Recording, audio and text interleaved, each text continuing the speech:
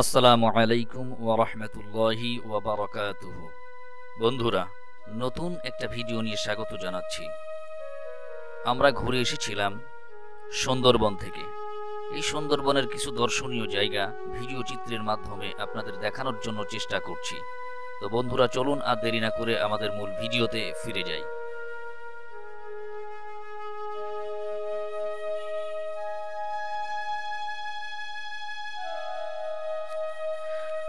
আমরা করমজাল পয়েন্ট থেকে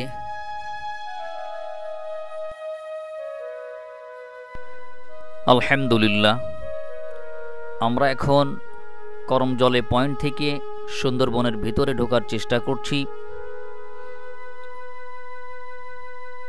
অসাধারণ জায়গা,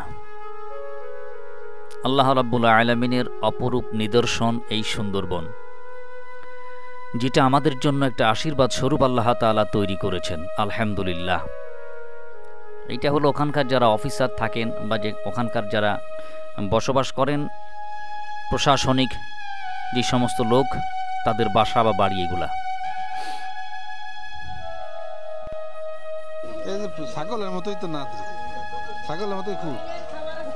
আলহামদুলিল্লাহ, আমরা এখন হরিণ দেখছি। আল্লাহ রাব্বুল আলামিনের অপরূপ নিদর্শন এই হরিণ এবং বিভিন্ন প্রজাতির পশু পাখি। আল্লাহু আকবার।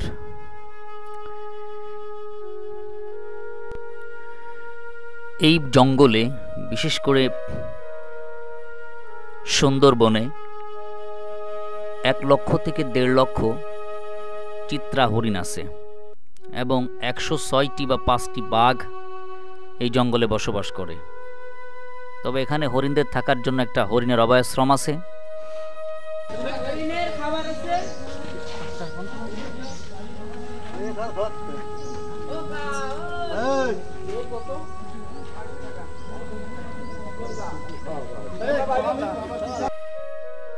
সুন্দরবন 6 ডিসেম্বর 1997 খ্রিস্টাব্দে ইউনেস্কো বিশ্ব ঐতিহ্যবাহী স্থান হিসাবে স্বীকৃতি লাভ করে। এর বাংলাদেশ ও ভারতীয় অংশ বস্তুত একই নিরবচ্ছিন্ন ভূখণ্ডের সন্নিহিত অংশ হলেও ইউনেস্কোর বিশ্ব ঐতিহ্যের তালিকায় ভিন্ন ভিন্ন নামে সূচীবদ্ধ হয়েছে, যথাক্রমে সুন্দরবন ও সুন্দরবন জাতীয় উদ্যান নামে। এই সুরক্ষা সত্ত্বেও IUCN red list of ecosystem ফ্রেমওয়ার্কের অধীনে 2020 সালের মূল্যায়নে ভারতীয় সুন্দরবনকে বিপন্ন বলে মনে করা হয়েছিল। আলহামদুলিল্লাহ। এখানে কিছু কুমির, আসলে এটা এলিগেটর না ক্রোকোডাইল বোঝা যায় না, মনে হয় যে দীর্ঘদিন না খেয়ে অসুস্থ অবস্থায় পড়ে আছে।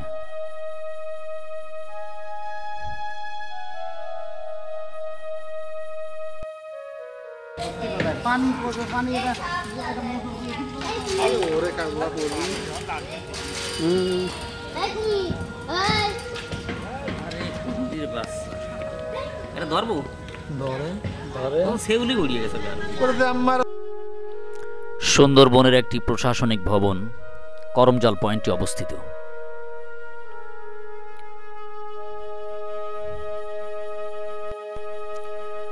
আলহামদুলিল্লাহ, পাশেই রয়েছে এই সুদর্শন গাছটি। আল্লাহু আকবার।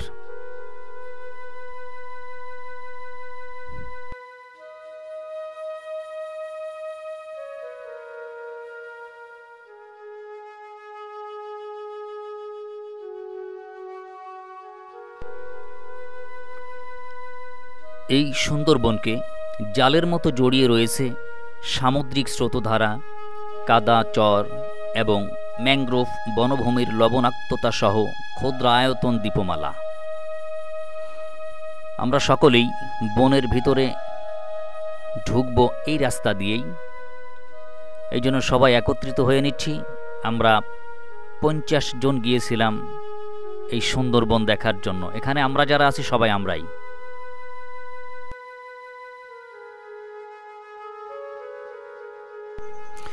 বন্ধুরা, মোট বনভূমির 31.1% অর্থাৎ 1874 বর্গ কিলোমিটার জুড়ে রয়েছে নদীনালা, খাড়ি, বিল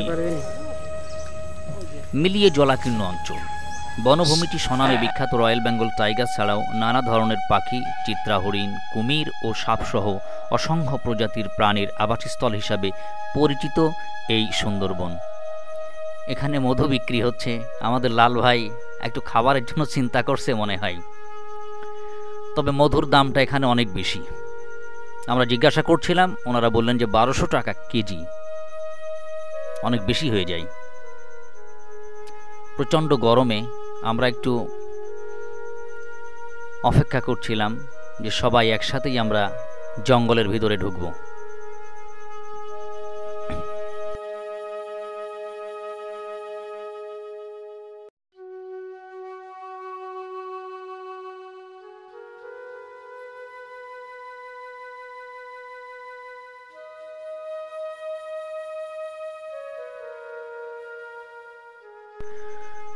বীর মুজাহিদগণ সুন্দরবনের ভিতরে প্রবেশ করলেন।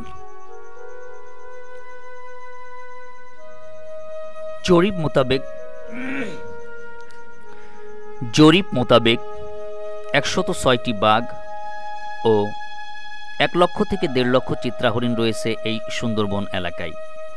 1992 সালে 21শে মে সুন্দরবন রামসার স্থান হিসাবে স্বীকৃতি লাভ করে। সুন্দরবনে প্রতি বছর হাজার হাজার পর্যটক ঘুরতে আসে। এরকম অসংখ্য পর্যটক এই সুন্দরবনে ঘুরতে আসেন।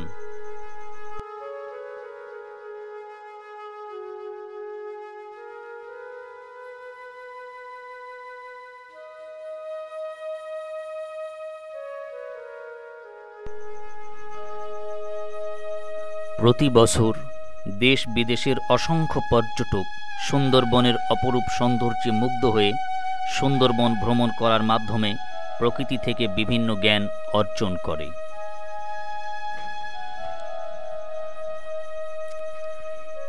এই জঙ্গলে সর্বাধিক প্রচুর গাছের প্রজাতি হল সুন্দরী। যেই গাছগুলা দেখছেন এর অধিকাংশই সুন্দরী গাছ এবং গেওয়া। যেই গাছগুলো আমাদের বাংলাদেশের জন্য অনেক গুরুত্বপূর্ণ অর্থ বয়ে আনে। এই বনে 290টি পাখি, 120টি মাছ ও 42টি স্তন্যপায়ী, 35টি সরীসৃপ এবং 8টি উভচর প্রজাতি সহ 453টি প্রজাতির বন্যপ্রাণীর বাসস্থান রয়েছে আমাদের এই সুন্দরবনে।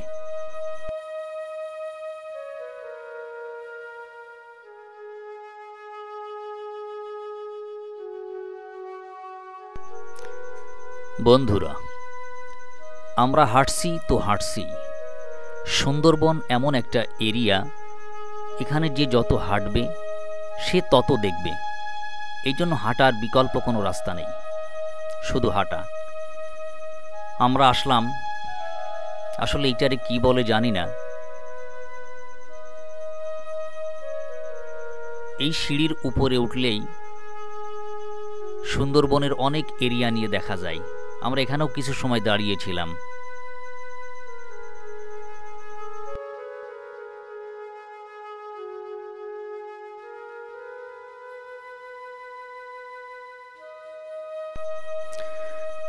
কর্তৃপক্ষকে ধন্যবাদ জানাই যে তারা সুন্দরবনের মধ্যে এরকম একটা ব্রিজ উঁচু করে দিয়েছেন অনেক এরিয়া নিয়ে, যে আমাদের হাঁটার জন্য অনেক সুবিধা হয়েছে।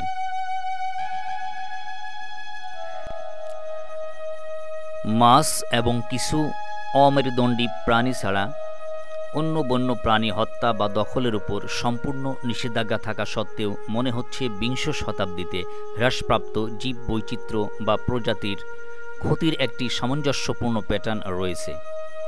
এই বনের পরিবেশগত গুণমান হ্রাস পাচ্ছে।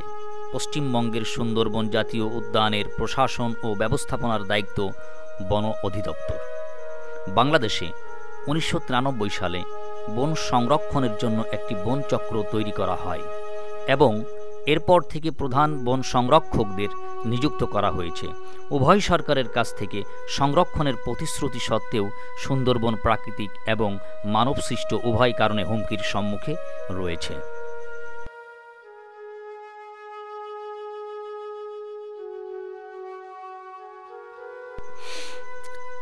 এখানে প্রচুর পরিমাণে বানর আছে। আপনারা সকলেই বানর থেকে সাবধান থাকবেন। এরা যে কোনো সময় আক্রমণ করে এবং হাতের কাছে যা পায় সেটা কেড়ে নিয়ে যায়। 2007 সালে ঘূর্ণিঝড় সিডরের ভূমিধসের কারণে প্রায় 40% সুন্দরবন ক্ষতিগ্রস্ত হয়। সুন্দরবনের জলস্তর বৃদ্ধি এবং স্বাদুপানির সরবরাহ হ্রাসের কারণে বনটি বর্ধিত শালিনীতিতেও ভুগছে। আবার 2009 সালের মে মাসে ঘূর্ণিঝড় আইলা ব্যাপক হতাহতের সাথে সুন্দরবনকে বিধ্বস্ত করে। এই ঘূর্ণিঝড়ে কমপক্ষে 1 লক্ষ মানুষ ক্ষতিগ্রস্ত হয়।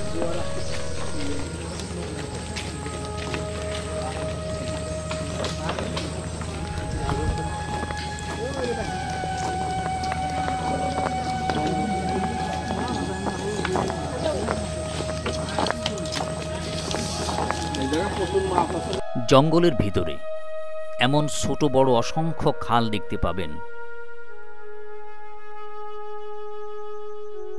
মনোমুগ্ধকর দৃশ্য দেখে প্রত্যেকটা মানুষেরই মন আকৃষ্ট হয় এই সুন্দরবনে যাবার জন্য। আল্লাহ তাআলার নিয়ামত রাশি পরিপূর্ণ করে দিয়েছেন আমার মনে হয়। এখন আমরা যে জায়গা দাঁড়িয়ে আছি এটা হলো সুন্দরবনের ভিতরেই একটা ঝুলন্ত ব্রিজ, যেটা স্ক্রিনে দেখতে পাচ্ছেন। আমাদের আজিবার ভাই ব্রিজ থেকে নামছেন। ওনার উদ্যোগেই আমরা সুন্দরবন, সিলেট, সেন্ট মার্টিন বিভিন্ন জায়গায় যাওয়ার সুযোগ পাই। খুব বড় মনের মানুষ।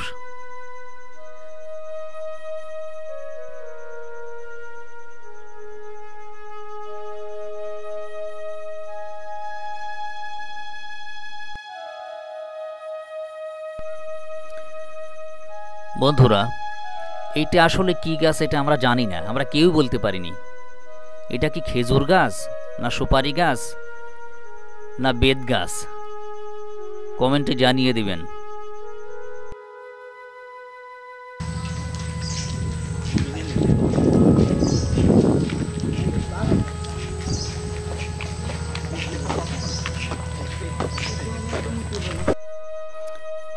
এটা সুন্দরবনের ভিতরেই একটা ঝুলন্ত ব্রিজ, যেখানে কিছু সময় আমরা দাঁড়িয়েছিলাম। আলহামদুলিল্লাহ, অপরূপ সৌন্দর্যে ভরা আমাদের এই সুন্দরবন এবং আল্লাহ তাআলার নিয়ামতের পরিপূর্ণ একটা নিদর্শন। আলহামদুলিল্লাহ। এই সুন্দরবনের পাশেই প্রস্তাবিত কয়লা চালিত রামপাল বিদ্যুৎ কেন্দ্রটি বাংলাদেশের খুলনা বাগেরহাট জেলার রামপাল উপজেলায় সুন্দরবন থেকে 14 কিলোমিটার অর্থাৎ 8.7 মাইল উত্তরে পশুর নদীর তীরে অবস্থিত। ইউনেস্কোর 2016 সালের একটি প্রতিবেদন অনুসারে এই অনন্য ম্যানগ্রোভ অরণ্যের আরও ক্ষতি করবে বলে ধারণা করা হচ্ছে।